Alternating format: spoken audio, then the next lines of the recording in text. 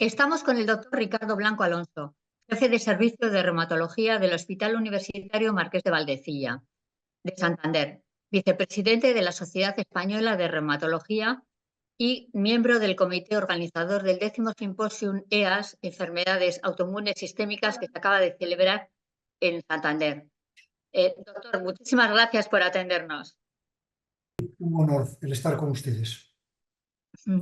Solemos hablar de reuma, pero es más exacto decir enfermedades reumáticas. Dentro de estas, ¿qué porcentaje representan las ERAs, las enfermedades reumáticas autoinmunes, como el lupus, el síndrome de Sjögren, la vasculitis, la policondritis recidivante? ¿Qué incidencia tiene en la población?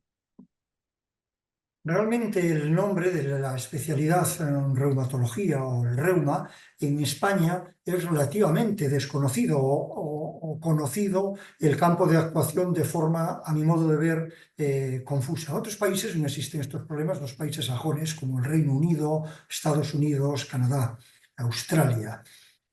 Las enfermedades reumáticas, que son las enfermedades que afectan al aparato locomotor, articulaciones, músculos, etcétera, junto con las enfermedades autoinmunes sistémicas, son la parte esencial de la especialidad de reumatología. Si nos centramos en enfermedades autoinmunes sistémicas, que como su propio nombre dice, son autoinmunes porque el sistema inmune ataca al propio organismo, y son sistémicas porque afectan a diferentes órganos, no son las enfermedades de nuestra especialidad más frecuentes y consideradas individualmente incluso pueden ser relativamente poco frecuentes, al menos algunas de ellas, pero consideradas en conjunto, todas ellas, lo que son las conectivopatías, en las cuales incluimos el lupus eritematoso sistémico, la esclerodermia, las miopatías, el síndrome de Sjögren, el síndrome antifosfolípido.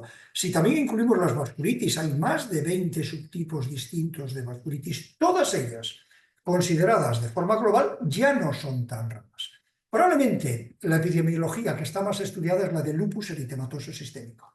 La Sociedad Española de Reumatología, que tiene estudios epidemiológicos muy extensos y cualitativamente muy bien realizados, ha establecido que hay 250 pacientes de prevalencia, 210 pacientes por cada 100.000 personas, 210 por 100.000. Se calcula que en España estaremos rondando los 100.000 pacientes y una comunidad como la nuestra, Cantabria, estamos alrededor de 1.000 pacientes con lupus eritematoso sistémico. Las otras, la prevalencia está menos establecida. Sí, hablamos de enfermedades que afectan solo a mayores o también a jóvenes. ¿Se dan más en hombres o en mujeres? Esto es otro, digamos, de los aspectos equívocos. Es decir, todas las enfermedades de todas las especialidades afectan más a gente mayor que a gente joven. Los coches también se averían más los coches antiguos que los coches modernos en general, por decir esto.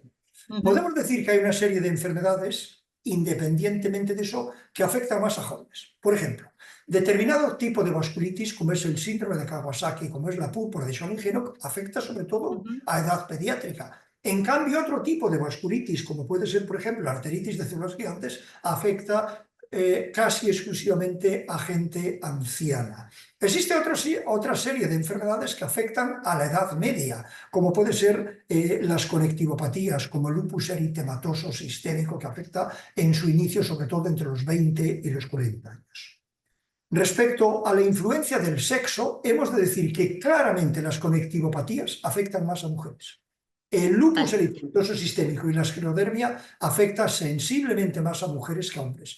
Incluso un subtipo de vasculitis, la vasculitis más frecuente que ocurre en España, la arteritis de células gigantes, afecta también más a mujeres que a hombres. Globalmente consideradas, las conectivopatías afectan más a mujeres que a hombres, aunque esto habría que matizarlo según el subtipo de enfermedad de la que estemos hablando.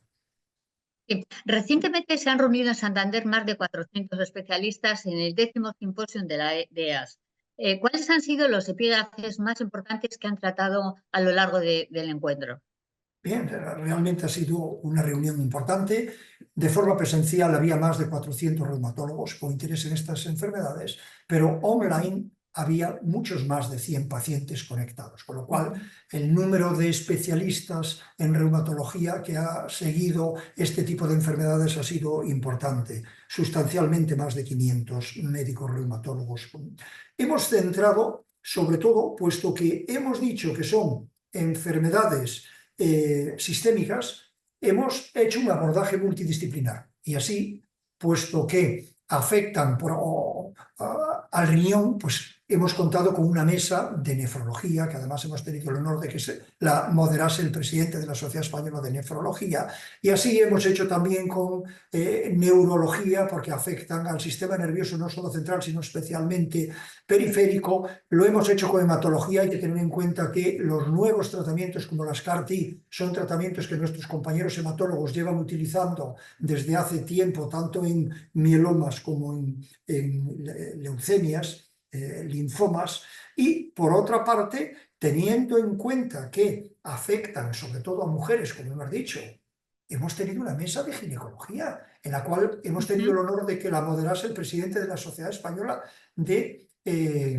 ginecología. ¿Por qué? Porque afectan a mujeres en edad fértil, que tienen muchas dudas respecto a la fertilidad, a la maternidad, a la conducta sexual. Creo que ha sido una mesa de gran interés.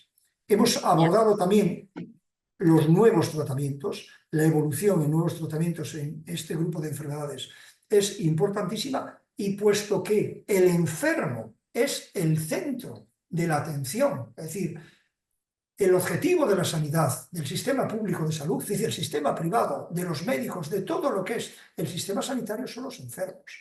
Hemos organizado una jornada con pacientes con este tipo de enfermedades, que han asistido alrededor de 300 pacientes que han mostrado un gran interés y que creo que también ha sido muy novedoso en este simposio que hemos tenido. Muy bien. ¿Se conocen los factores que las originan? ¿Los factores son genéticos, hábitos personales, ambientales? Bueno, podemos decir que en cualquier enfermedad que hablemos en medicina, sea de la especialidad que sea, siempre podemos decir que puede haber una predisposición genética en la cual, actuando determinados factores ambientales, pueden desencadenar. Están bien descritos factores genéticos en estas enfermedades. Se sabe que las hijas, digo hijas porque afecta más a mujeres de madres, pero tienen más riesgo que si tu madre no tiene esta. Pero tampoco podemos decir que esto es determinante. En absoluto es determinante. Existen varios tipos de factores genéticos que se han tratado, y de factores ambientales hay muchos descritos. Por ejemplo, el tabaco. El tabaco se ve que influye en determinadas, que produce una alteración en el sistema inmune y que aumenta determinadas enfermedades autoinmunes. La microbiota intestinal. La microbiota intestinal también se está viendo. Otros factores como pueden ser infecciones, la periodontitis, por ejemplo. El sol, la exposición excesiva a los rayos ultravioleta, se ha visto que puede desencadenar lupus eritematoso sistémico. Pero podemos decir que de forma definitiva ni los factores genéticos ni los ambientales están totalmente establecidos en este momento. Sabemos, eso sí, el mecanismo. Una vez que existe este factor genético y este factor ambiental y se desencadena la enfermedad, el mecanismo de la enfermedad es más conocido que el desencadenante. Ya. ¿Y qué síntomas son los más frecuentes en los pacientes, en estos pacientes?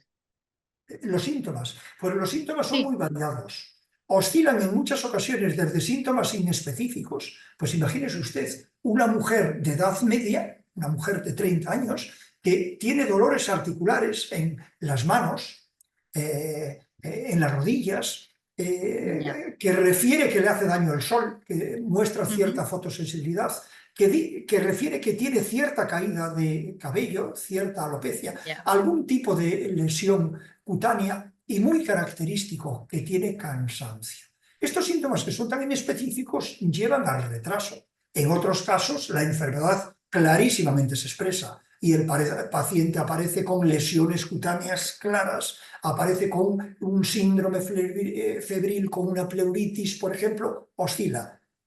Por lo tanto, la forma de presentarse en unos casos es muy inespecífica, cuesta más el diagnóstico y en otros casos es muy brusca. En estos casos el diagnóstico es más sencillo. Doctor, y siendo una patología crónica, los pacientes tendrán que afrontar desafíos, barreras en la vida diaria, ¿no? Físicos y fisiológicos, emocionales y sociales. ¿Cuáles son los más habituales? Sin ninguna duda. Es decir, estamos ante pacientes que se les diagnostica de una enfermedad crónica. Esto desde un punto de vista emotivo, desde un punto de vista psicológico, incluso social, va a tener limitaciones. Hay que decir que es importantísima una buena relación médico-paciente. El médico, de alguna forma, o el paciente establece una relación con su médico que considero que debe ser siempre el mismo, a ser posible, para que exista una buena relación médico-paciente, para que exista una complicidad absoluta. El paciente debe estar bien informado. Si el paciente está bien informado, conoce bien la enfermedad, confía en su médico, sigue las distintas consultas, sigue los consejos, realiza adecuadamente las analíticas y sigue los tratamientos, eso sin duda mejora sustancialmente las barreras de estas enfermedades. Creo que es lo más importante. Y para concluir, ¿en qué líneas se mueve la investigación sobre las ERAs? ¿Están trasladándose a la clínica con suficiente rapidez estas innovaciones, los biomarcadores específicos, las CAR-T, los avances de genómica y proteómica? Sin duda, es un campo de la medicina, yo diría el de la patología autoinmune, las enfermedades inmunomediadas, que tiene un desarrollo espectacular. Yo diría que después de la oncología hematología, este grupo de enfermedades, yo diría que la patología autoinmune sistémica, la patología inflamatoria sistémica, es en la que más se está avanzando. Se está avanzando sobre todo desde el punto de vista inmunológico. Es decir, son enfermedades de índole inmunológico. Necesitamos biomarcadores de muchos tipos, pero sobre todo los inmunológicos son los más importantes. En ese aspecto, el disponer de un buen servicio de inmunología es trascendental para manejar estas enfermedades. Y la terapia también. En lupus eritematoso sistémico hay no menos de 15 fármacos distintos ahora mismo en fase avanzada de desarrollo clínico. En los últimos meses, un fármaco como es el dapirolizumab ha presentado resultados esperanzadores. Otro fármaco como es el obinutuzumab en nefritis lúpica, en pacientes con lupus que afecta al riñón, resultados esperanzadores. Y es sin duda el campo de las CAR-T donde hay puestas más expectativas. ¿Por qué? Porque las CAR-T, a diferencia de otros tratamientos, son tratamientos curativos. Los pacientes con conectivopatías, especialmente lupus eritematoso sistémico, también esclerodermia y alguna miopatía, que se ha tratado por el grupo de Georg Schett en Nuremberg, Alemania, los pacientes en el momento actual, prácticamente todos ellos están curados y prácticamente no necesitan nada de dosis de corticoides ni de otros inmunosupresores. Estamos hablando de curación, con lo cual, si esto realmente se comprueba que es así, las expectativas son importantísimas, porque no hablamos de controlar la enfermedad como un fármaco. Estamos hablando de curar para siempre la enfermedad. Esto es sin duda lo más novedoso y el tratamiento con CAR-T han sido desarrollado de forma extensa en este simposio de la Sociedad Española de Reumatología. Muchísimas gracias, doctor, por sus respuestas. ¿Quisiera añadir algo que no le haya preguntado? No, pero si de decir algo, me ha preguntado muchos, pero de decir algo, me gustaría que este grupo de enfermos estén tranquilos, que tengan un mensaje positivo.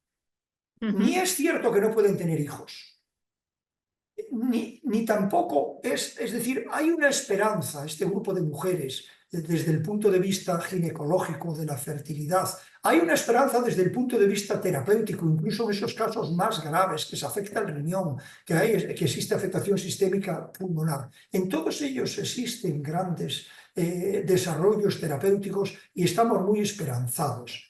Creemos que los pacientes deben tener una actitud positiva, porque lo que se ha progresado y se está progresando y se va a progresar en este grupo de enfermedades es importantísimo. Pues muchísimas gracias de nuevo, doctor Blanco, ha sido un placer y hasta la próxima. Un honor, gracias por la invitación.